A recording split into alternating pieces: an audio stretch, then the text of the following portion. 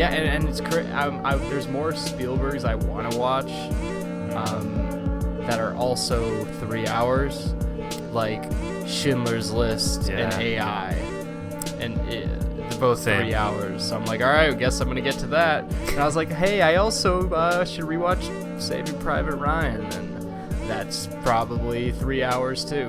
Definitely, yeah. I haven't seen AI or Schindler's List yet either, but one of these days, like within the next couple of weeks, I gotta. That's what I'm thinking, dude. I'm getting really like addicted to just this Spielberg theme. Mm-hmm. Yeah, no, I'm glad we're doing this. I mean, as is everyone, right? Yeah. Everyone. As is the rest of the world. Yeah. Yeah, no, it's been good to get back into Spielberg movies because. I don't know. I felt like I had a long break from watching movies, and now that I'm starting to, I don't know. It's been like through quarantine. It's been like I'll have 1 week where I'll watch a ton, and 1 week where I won't watch like any almost. But this is getting me back into it, like remembering why I love cinema. Yeah, exactly. The guy who started it all for us. Yeah, and I've really been enjoying. Just watching maybe like the ones that are not as much for children, I feel like is Munich's definitely not for children. Munich. That's probably the more so the theme of this episode is not for kids as much. Because I feel like early 2000s is when Spielberg really started to try to make movies for adults. Yeah, for sure.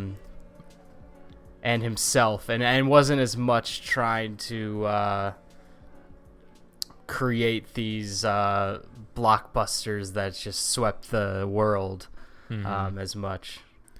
I guess you could argue that some of his early 2000s movies are blockbusters in a way, but not nearly the same magnitude as 70s, 80s, and 90s.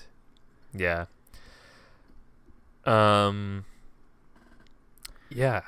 guess. Which one should we start with? Minority Report. Yeah, let's start. I was just gonna say, let's go maybe chronologically. We'll start with Little Minority Report, which I just is that watched. chronologically year wise? That came out I believe first? So. Yeah. Yeah, it came out the same year as Catch Me If You Can. 2002. Wow, that is such a good year. Actually, for a director. But so all 4 of the movies that we're talking about today came out in either 2002 or 2005. So 2 years, Spielberg released 2 huge movies each, which is that's crazy. Nuts. That's crazy. Yeah, that's out of hand. Because none of these movies are like small scale by any means. Little independent movies. Which is I think one of the takeaways I get from all of these, especially Munich, which I just watched, is that this must have taken a lot of work. Like this is a lot, just like logistic wise and all that. I mean, you could definitely say the same about Minority Report and Catch Me If You Can for sure too, and all of these. Yeah, definitely. So the man has a team. The man works hard. Yes. But Minority Report. This is your first time seeing, correct? Correct. And, I actually just rewatched it, and it was for the first time since I saw it maybe 4 or 5 years ago. So it was similar to just seeing it for the first time. It was like just seeing it again and. I had no idea what I was going to think about it, really. Yeah, definitely. And I think had I seen this when I was younger, I mean, it would have been one of my favorite movies, for sure. Like I would have loved the sci-fi elements to it. And then now seeing it, I still loved it, and more so. Not as much for the sci-fi elements to it, which were obviously very cool, and it's a Philip K. Dick short story, but it's very noir, like Yeah. And Yeah, I was for reading sure. that Spielberg was, in preparation, was watching a lot of Humphrey Bogart noirs, before Mm. filming of Minority Report, and yeah, it's very very noir like. Yeah, it's a lot darker than a Spielberg sci-fi. I Yeah, think is thought out to be, and it's a lot. I think it's a lot deeper than you'd expect from a Tom Cruise Spielberg movie. definitely. Yeah, yeah, and I don't know anything about the short story by Philip K. Dick, but I imagine it's fairly similar. But Philip K. Dick definitely has these darker dystopian sci-fi sci-fi books, and it really shows in Minority Report because it has a lot of, I guess I would say, accessible sci-fi elements for like a mainstream Yeah, audience, but I it love is a lot watching Tom darker. Cruise playing with the With his, gizmo, yeah, his like with like the fingers touch moving screen all thing. around. Yeah. Yeah, it's like so cool, but also just so ridiculous at the same. Yeah. I feel like completely mixed on just how I'm like, wow, that's so cool, but this is also like the goofiest thing Yeah. ever. That's a great way to describe it because And it Tom looks Cruise, ridiculous, as usual, but- he's like trying so hard Oh, with his yeah. movements as he's doing, so it like works really well for how over the top it is. Actually, yeah, that's a good point too, because I could see this being someone else. I don't know, like Yeah. Bradley Cooper, the first one to come to mind. If he's like moving around with his hands, it might seem kind of lame.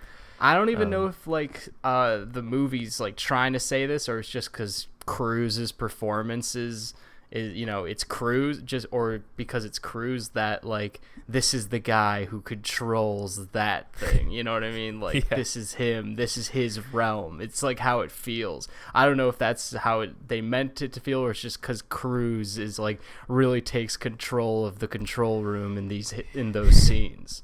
Yeah, yeah. I mean, maybe he definitely he owns it, like anything. And I definitely noticed a decent amount of like early 2000s type tech, where there'd be who was like the one sort of techie guy. His like assistant. Yeah, his like assistant type guy. Towards the beginning, he takes this thing. It looks like it was the on a like a luggage, rolling luggage. There's the handle that extends out. It looks like they took that out of a piece of luggage and then, fancied it up to look super like high tech. And then he's like sliding this into the TV to like figure out and that part of it took me out a little bit because I was like, oh, this is so. This is very that? 2002. Yeah, because I mean, it looks tech. like the Matrix a lot sometimes. Yeah, definitely. But I mean, apart from like little minor things like that, that really didn't take away from the whole experience. And I mean, several like twists that caught me off guard throughout it. Yeah, it definitely, I think in Act 2 and 3 is where it descends into the noir, as you were talking about. Yeah, it really becomes a straight noir after that. Yeah. Because the beginning feels very action adventure, especially as there's that long chase fight scene where they like have the same set as Attack of the Clones. Oh my God, I was gonna bring that up. That's okay. I didn't know that it was the same set because I was gonna say. Well, I know it's not like the same set, but it is like, I don't mean it that literally. I Gotcha. mean like it's basically the same. Yes. If you look, like pretty much like I probably the same set designer, or just Spielberg and Lucas, ripped it off. Either way, the Minority Report one is a way better scene and it looks way better, so there solves the who did it better question. The endless debate. We can put that one to bed. Yeah. Well, let's bury that one before it gets too heated. Yeah, I'm so glad you said that because I thought I might forget it. But yeah, I thought that was so funny because it reminded me of Attack of the Clones, but it seems so goofy and ridiculous when I just thinking of Hayden Christensen, rolling around, dodging all these. Yeah, it's perfect for Tom Cruise. Oh, yeah. Like, man, like it's such a great chase scene, and John Williams' score is fairly great during it. Yeah. Yeah, and there's very similar movements that Tom Cruise makes that Hayden Christensen also makes in Attack of the Clones. But yeah. it's so much better in this. But yeah, the opening is very, very Spielberg-y too. Almost like Indiana Jones. It descends into a much like kind of a darker noir, like you said, and I just think those two things together make Minority Report very truly unique and pretty awesome. Very worth the rewatch for me, and I think a must see for anybody who's just into movies. For sure, yeah. I would say of the big Spielberg movies, it's not nearly as talked about as others, but yeah. Really, really loved Minority Report. Looking forward to seeing it again. All right. Well, should we move over to Catch Me If You Can? Yeah. Yes, I rewatched this movie yesterday. It was also a movie I had only seen maybe once or twice. And I will say that after last night, this might be my second favorite Spielberg movie. Wow. I haven't fully done I haven't made it official on the letterbox, but I'm pretty sure that's what I'm gonna do. Yeah, because I must say I was blown away. I really was. I thought this. I just think this is the most magnificent film. Really, it's one of those that's very mainstream, and I don't think you can meet a person who will say anything bad about Catch Me If You Can, or or doesn't love love Catch Me If You Can. But I don't know. I just think this movie's so masterfully crafted and just so clever all the way through. I just absolutely love it. I think Leo at his youngest days is is already doing what he's been doing, his whole career. I just think it's so damn clever, and it's in a way Scorsese-ish, but with a Spielberg touch, I would say, because there's a bit of a magic to it, for sure. Yeah, and Leo is perfect in this. He's so good, and it is so clever throughout the whole thing.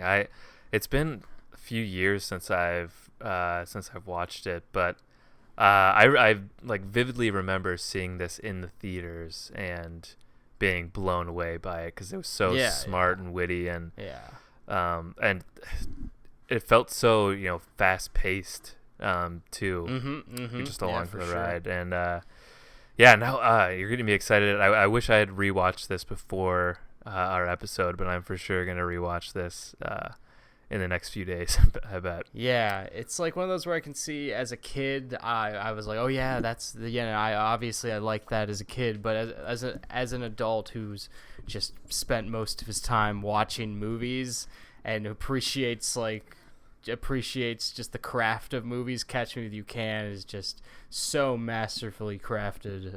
It's impossible to hate at all, or not just not give in.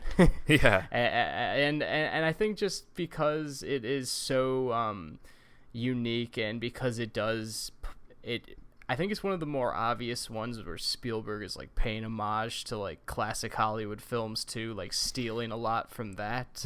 I can see this being this movie really reminds me of a Capra Jimmy Stewart thing, for instance, too. I think just for those reasons, it's why probably the only Spielberg I might like better is Jurassic Park. Because I can't Can't put any movie ahead of Jurassic Park. Can't, man. In the world. Yeah, but yeah, I mean, obviously Spielberg has a very wide wide catalog of movies, and I think that just goes to show with how highly I think of Catch Me If You Can nowadays. Nowadays meaning, today, since I watched it yesterday, how I feel about it now. Yeah. Feeling very strongly about it. Yeah, it is just the easiest film to like.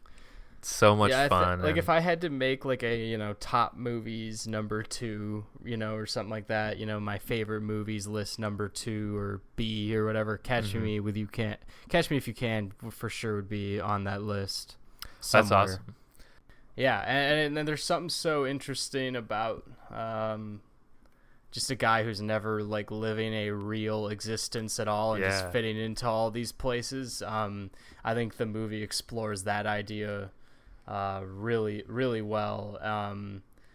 And yeah, it ends on a great note on just like the whole dynamic between Tom Hanks and Leo. Like, you'd think that it's from the start it's like a pretty typical detective chasing his fugitive dynamic, but it really ends up being more of like filling a gaping hole for like Leo, and so it's really, really good. It's not just like fun, it also has a lot of like very good like character emotional investments. Yeah, I love that scene too when Tom Hanks comes into, I think, a hotel room or motel where Leo is, and it seems like he's gonna kind of expose him. Then Leo, talks about how he's the Secret Service agent or something like that, and like he leaves his wallet and tells him to keep it there, and then after Leo leaves, Tom Hanks goes through it, and it's like filled with like garbage or. Maybe one of the last things I'll say is that I like. One of the last things I'll say that I like about this is that I don't know. It's one. It couldn't be like made today because of the era we live in with like phones and technology. This wouldn't make sense to any people. So I just feel like it's like very timeless. As a movie from I don't know, only like certain people will understand this, and it's like it's a concept that is meant for movies, but I don't know, nowadays it just wouldn't work. And so I appreciate that this movie was made in a world without all this damn technology that would ruin this entire plot and everything. So I just watched Munich the night after watching Catch Me If You Can, and Munich is a little longer and a lot different, but I would say it's definitely as ambitious as a film like Catch Me If You Can, if not more ambitious. And in a way, it is the most.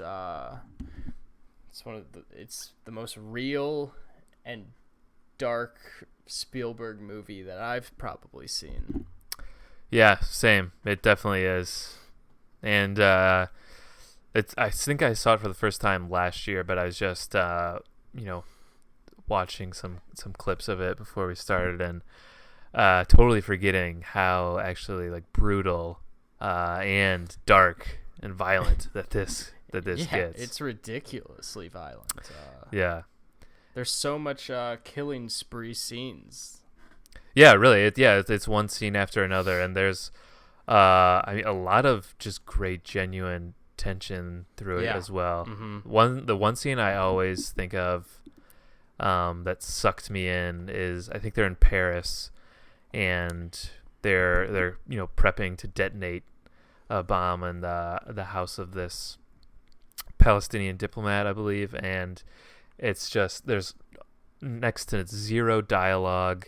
It's just the sounds of the city and the street that they're on, and you can just feel the tension. The character is just observing this guy and then his daughter, walking into the home, and I don't know. I always think of that because that's one of those scenes where I totally forget I'm watching a movie. I feel like that this is like some live footage that I'm. Yeah, you actually watching. are like worried about like this going wrong. Like, Yeah. really. And then then they have to run over to the car and tell him to abort and everything. Yeah, it's I really like Munich. I think it's I think Spielberg handled this sort of action thriller in a really good way to keep it very tense. And there's some really great scenes. Just of building up suspense and tension throughout, leading to a huge shootout or gunfight.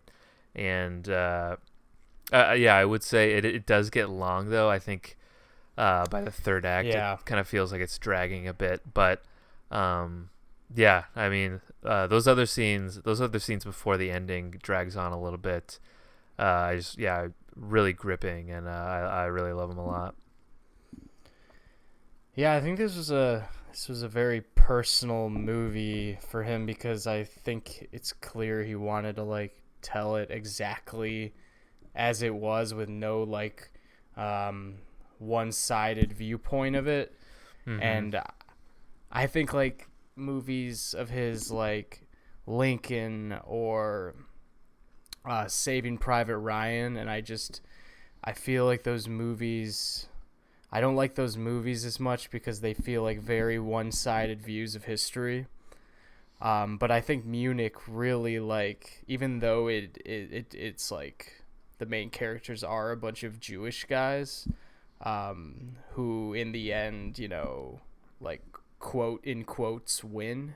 I think it constantly shows how conflicted Eric Bana is about the whole conflict and what he did. And there's a lot of conversations he has with other Jewish people, and then eventually some Arab people, where that kind of the subtext is to show how this conflict is an ongoing thing, and that answering violence with violence is just, it's like what's been going on, and it's clearly not going to work. And that's why I feel this is one of the darker Spielberg films, because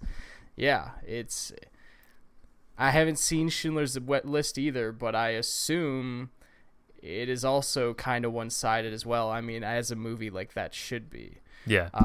But I think Munich shows like, there's actually the DVD I watched had a,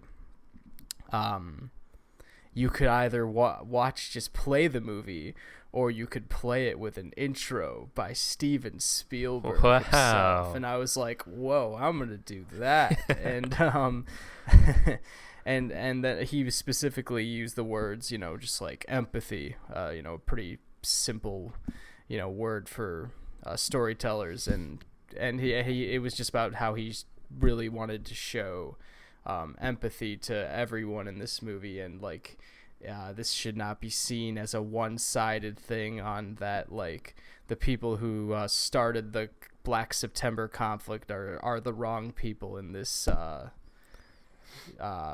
situation. I guess some real talk there, but I don't know how else to talk about Munich without having some real talk. Well, it's kind of touchy. It's Munich, man. Yeah, it's kind of touchy just because it's a real thing that's still going on now. That's very touchy. But the characters are all really conflicted. The Jewish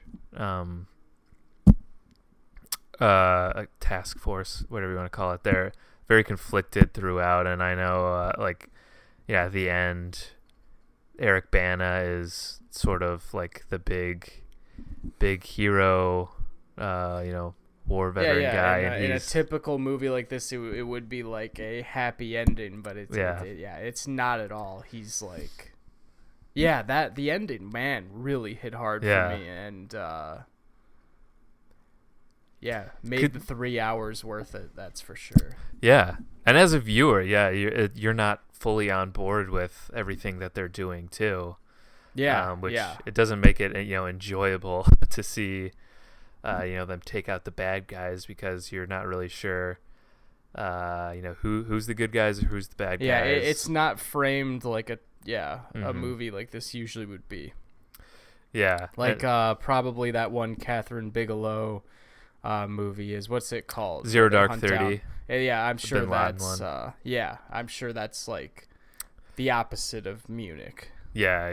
And there's definitely a lot of similar scenes as in Munich, where they're infiltrating some place, but it's definitely very it's conflicted, but definitely way more pro America. But the ending too, it sits with you and is very somber, because obviously Eric Bana isn't the same after what's happened, and his life will never be the same. And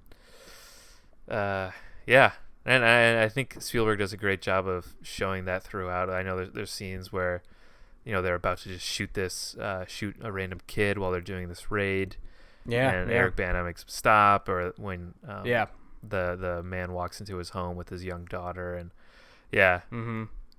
subtle things like that. It's kind of a downer, but but you're like, you get jacked because you're like, Spielberg movies. But definitely like you said, personal one. He's obviously very very interested in exploring his Jewish the Jewish side of him, and that shows in movies like this and Schindler's List, I'm sure.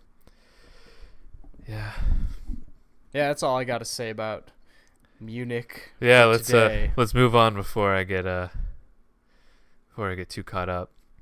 Let's move on to something a little more lighthearted, like War of the Worlds.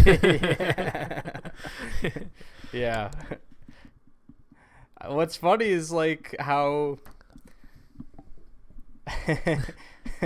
how just like tones in movies can change so easily. Tone in, like, if you just take the tone from Munich and War of the Worlds, just like so different. War of the Worlds is definitely the more summer blockbustery movie.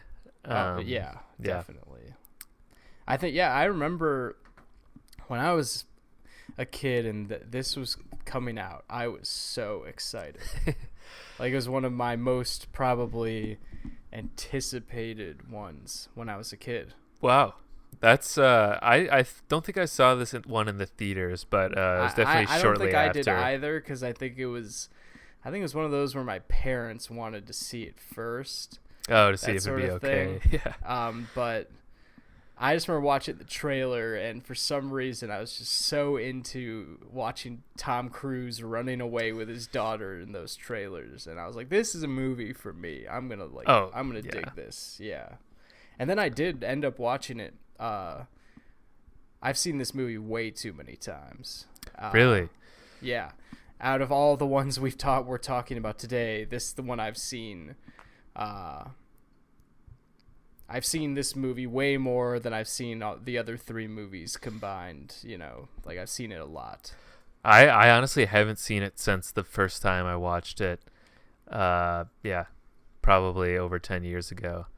Yeah, but I mean, I've definitely seen so many clips of it before, because that's the like tripod ships or walkers, whatever you call it. They're so iconic, and I'll never forget like the sound that they make too. Oh yeah, Yeah. Some reason I loved that, and I mean, I love like that sort of sound. It's very terrifying. This movie has a lot of good things in it. When I'm thinking about it now, and I'm trying to explain why I've found it to be so rewatchable, I'm now realizing that there is a lot of like forgetful scenes in the movie that I'm trying to like, but like I think there's certain scenes, such as when the machine first rises out from under the ground, and Tom Cruise is running away, and he gets all that like dust over him, and then he's just comes back, and his kids are like, what is going on? And like he's just terrified, and he's like let's go, we're going now, and they keep asking the whole time, and I don't know, just that sequence alone I think is enough for me to rewatch it. But I will say that the rest of the movie is not as great. But the iconic scene of the bridge falling down behind Tom Cruise as he's driving in the van, like scenes like that where I'm like, oh my god, this movie. It's it's one I don't really think back to watching, because it sort of feels like a typical monster movie, like Godzilla type movie, like these alien invaders come here, everyone let's run away, the military is going to take care of it.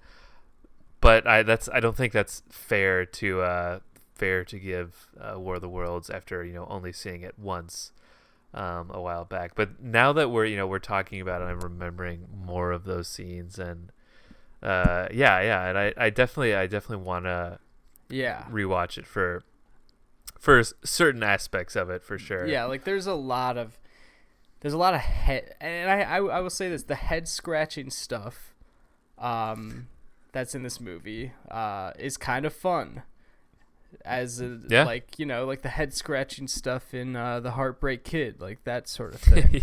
Like there's a whole sequence with Tim Robbins where you're just kind of like, what the fuck? And Justin Chatwin, his son in this movie, is just so bad, and his character makes no sense at all. I don't know if you remember, but in the middle of the movie, his son just has this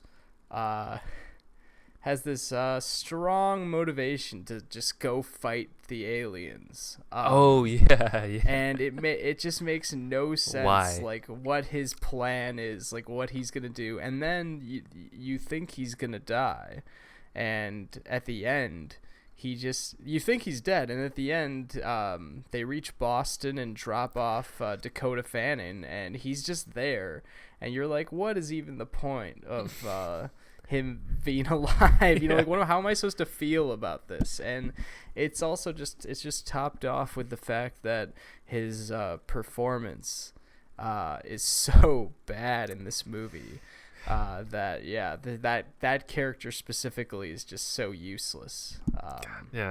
I hardly remember his character at all.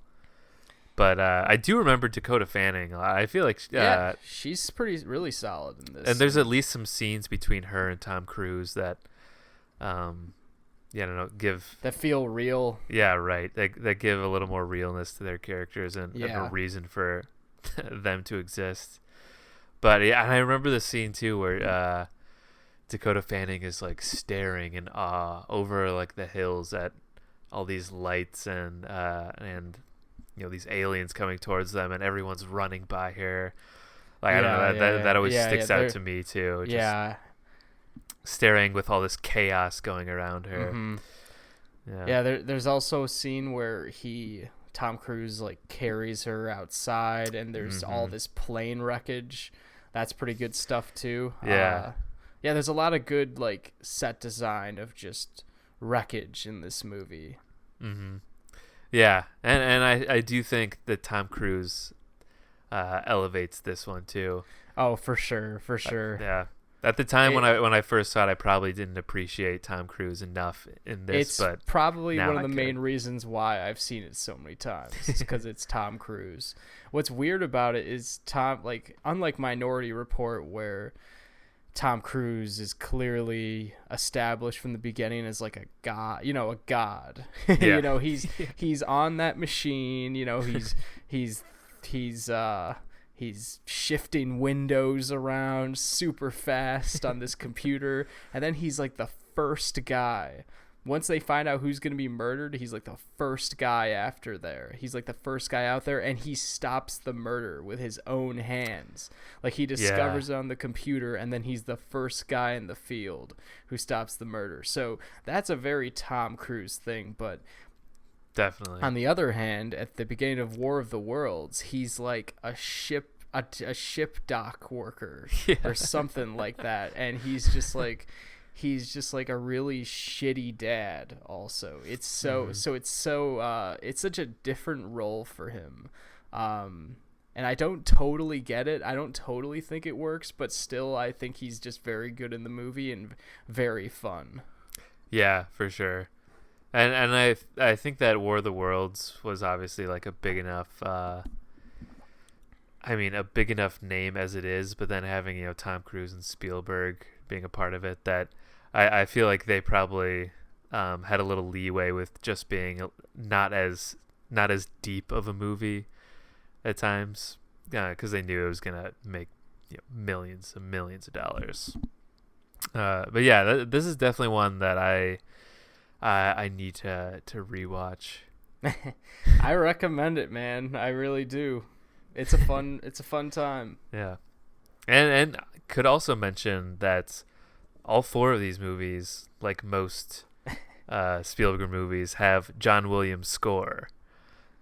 True. So yeah, so, you can't go so wrong here's there. the first line to describe Tom Cruise's character on the Letterboxd movie description. It says, Ray Ferrier is a divorced dock worker and less than perfect father. That's who Tom Cruise is playing. Less than perfect father. Yeah. Yeah. Well, I mean, I guess, yeah, that's true. Also, going back to Catch Me If You Can, something I didn't mention is that there's a great father-son dynamic between Christopher Walken and Leo DiCaprio, which is really way too good. The fact that Leo's just so killer in this movie, probably the best guy you could get to play a child at the time, and then his dad's just Christopher Walken, and they're just so good together in it. Yeah, man, I completely forgot about that, but that's so true. And I also remember there's this like Spielberg documentary on HBO. I think it's still there, but I still have to watch that. Man, yeah. I probably will at this point. But I remember Spielberg talking about like the relationship with his dad. Like I thought that was a big part of it, and I think that he's talked about Catch Me If You Can, felt very relatable to him in terms of the father-son relationship between Leo and Christopher Walken. Yeah. And I think that's part of the reason why he wanted to like take on that sort of project. But yeah, I would recommend the Spielberg documentary.